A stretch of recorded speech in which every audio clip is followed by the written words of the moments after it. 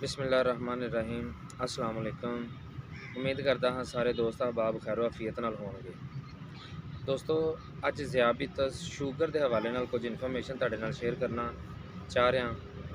दोस्तों जिहड़े भी दोस्त अहबाब शूगर की मर्ज़ दे विच मुबतला ने वो परेशान ना हो। दोस्तों शूगर बड़ा ही पेचीदा और अहम मसला है।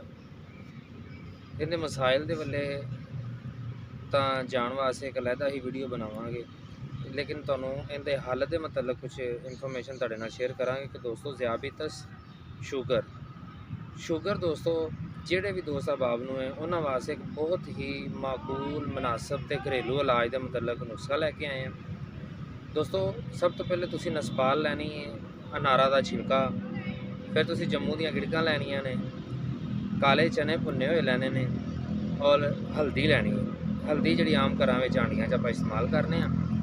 दोस्तों ये सारियां शैवां लैके इन्हां नूं बराबर वजन तुसीं लैके कुट पीस छान के ते मुरक्कब बना लेना। दोस्तों 2 चमचियां सुबह खाली पेट फिक्के दुध दे नाल ते शाम नूं खाना खाण तो कुछ 2 घंटे पहले फिक्के दुध नाल इस्तेमाल करनियां ने। इंशाअल्लाह तुहानूं फ़ायदा होएगा और उम्मीद करदा हाँ कि जिहड़े दोस्त अहबाब नवे आए ने वो चैनल को सबसक्राइब करनगे।